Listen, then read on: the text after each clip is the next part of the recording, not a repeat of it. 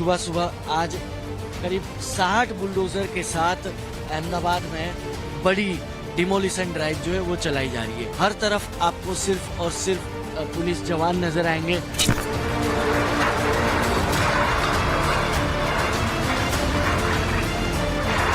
जो भी कुछ नजर आ रहा है उन सबको ध्वस्त करके जमींदोज करने का काम जो है वो किया जा रहा है। प्रधानमंत्री मोदी ने ऑपरेशन क्लीन शुरू किया हुआ है।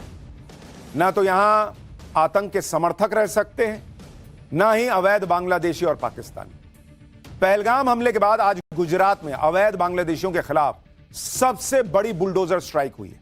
इस बुलडोजर स्ट्राइक के तहत अहमदाबाद में चंडोला तालाब के पास बने मिनी बांग्लादेश को ध्वस्त कर दिया गया। भारत के इतिहास की सबसे बड़ी बुलडोजर स्ट्राइक हुई है।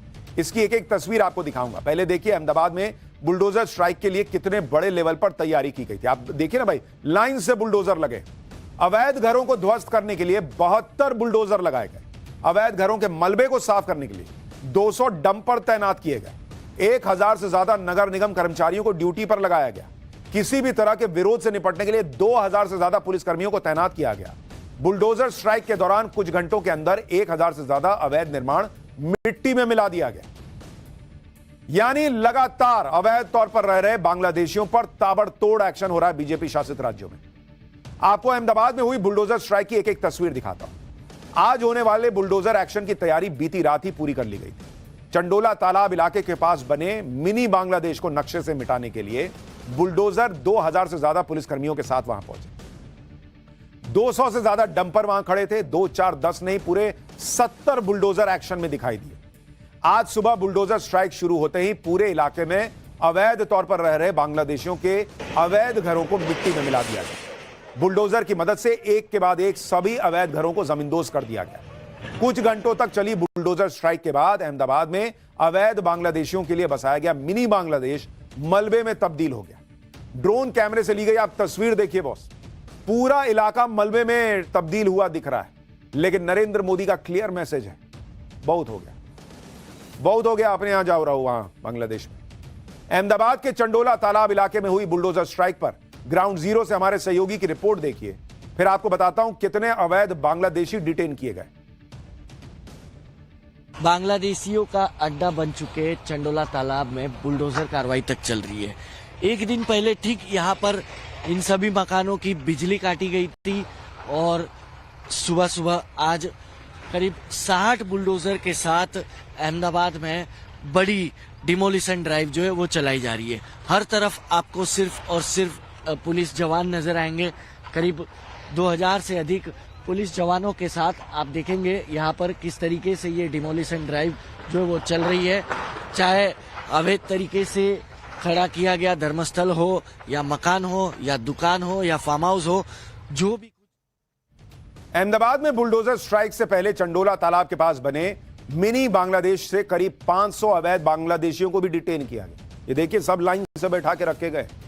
रस्सी से सुरक्षा घेरा बना के इन्हें क्राइम ब्रांच के ऑफिस ले जाया गया। इस सब के बीच गुजरात के सीएम भूपेंद्र पटेल लगातार बुलडोजर एक्शन पर नजर बनाए हुए और अधिकारियों को जरूरी निर्देश दे रहे हैं।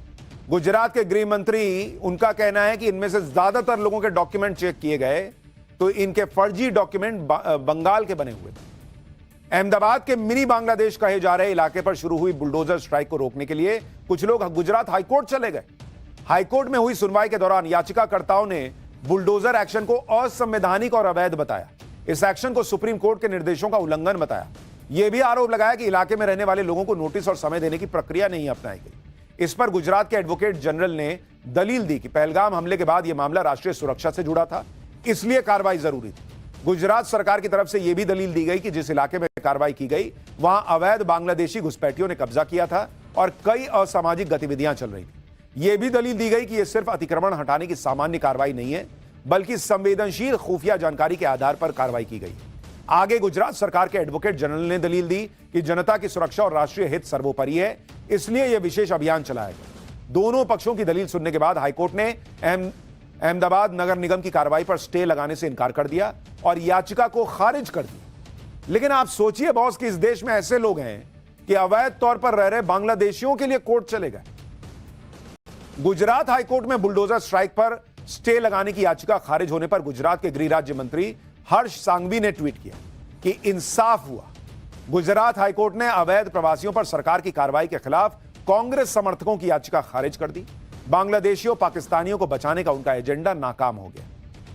अहमदाबाद में सरकार जमीन पर कब्जा करके अवैध तरीके से बसाए गए मिनी बांग्लादेश के मास्टरमाइंड को गिरफ्तार कर चुकी है। इस मास्टरमाइंड का नाम लल्लू बिहारी है, जिसका असली नाम महमूद पठान है। पुलिस के मुताबिक मूल रूप से अजमेर के रहने वाले लल्लू बिहारी ने ही पैसे लेकर अहमदाबाद के चंडोला तालाब इलाके में अवैध बांग्लादेशियों को बसाना शुरू किया। लल्लू बिहारी यहां शेड वाले छोटे कमरे, दुकानें और गोदाम बनवाकर अवैध बांग्लादेशियों को किराए पर देता था और बांग्लादेशियों के लिए छोटे मोटे काम धंधे का भी इंतजाम करता था। पुलिस के मुताबिक इस सब के लिए लल्लू बिहारी ने पैकेज बना रखा था। अवैध बांग्लादेशियों के परिवार को बसाने के लिए लल्लू बिहारी 10 से 12 लाख रुपए तक वसूलता था। इस पैकेज के तहत अवैध बांग्लादेशियों के रहने के इंतजाम के साथ ही उनके लिए आधार कार्ड और वोटर आईडी समेत दूसरे फर्जी दस्तावेज भी वही तैयार करवाता था। जब पुलिस कार्रवाई के लिए चंडोला तालाब इलाके में पहुंची तो लल्लू बिहारी का आलीशान फार्म हाउस देखकर हैरान रह गई। लल्लू बिहारी ने मिनी बांग्लादेश में झुग्गियों के बीच करीब 2000 गज में एक फार्म हाउस बनाया हुआ था, लेकिन अवैध बांग्लादेशियों को बसाने वाले इस शख्स का यह फार्म हाउस भी अब मिट्टी में मिला दिया गया। जरा इन दो तस्वीरों को देखिए। एक तरफ इस लल्लू बिहारी के आलीशान फार्म हाउस की तस्वीर है, दूसरी तरफ उसे जब जमींदोज कर दिया गया तो उसकी तस्वीर। गुजरात में मिनी बांग्लादेश बसाने वाले मास्टरमाइंड पर हुए खुलासे पर अहमदाबाद के पुलिस कमिश्नर को सुनिए।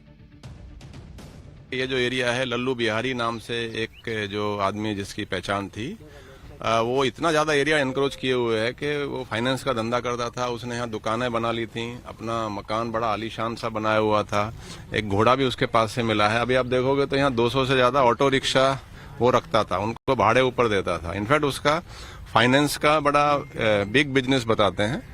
और इंटरेस्टिंग बात यह है कि लल्लू बिहारी ही लोगों को जो एग्रीमेंट था, फॉल्स एग्रीमेंट, रेंट एग्रीमेंट वगैरह बनवा के उनसे पैसे लेता था जो इलीगल बांग्लादेशी हैं, और उनको आधार वगैरह जो बनवाने की उसमें वो मदद करता था।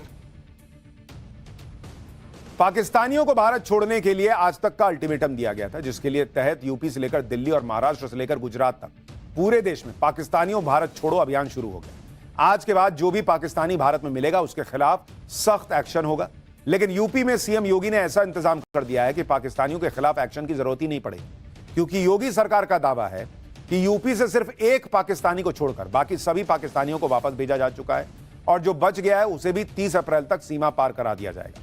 यूपी से पाकिस्तानियों के सफाई के लिए सीएम योगी के निर्देश पर सभी 75 जिलों में अभियान शुरू किया गया था, जिसकी मॉनिटरिंग खुद सीएम योगी ने की। राज्य से पाकिस्तानियों को ऑल आउट करने के बाद सीएम योगी ने अवैध बांग्लादेशियों के खिलाफ एक्शन तेज कर दिया है। यूपी के सभी जिलों के डीएम, एसपी और पुलिस कमिश्नर्स को अवैध बांग्लादेशी और रोहिंग्याज की पहचान कर उन्हें बाहर निकालने के सख्त निर्देश दिए गए। पाकिस्तानियों के खिलाफ शुरू किए गए अभियान के दौरान दिल्ली में भी करीब 4900 पाकिस्तानी नागरिकों की पहचान हुई। इनमें से कई पाकिस्तान भेजे जा चुके हैं। दिल्ली में पाकिस्तानियों के खिलाफ छेड़े गए अभियान पर हमारे सहयोगी की एक छोटी सी रिपोर्ट देखिए। हिंदुस्तान से लगातार पाकिस्तानियों को वापस भेजा जा रहा है और दिल्ली पुलिस स्पेशल सेल को, स्पेशल ब्रांच को इसकी जिम्मेदारी मिली गई है।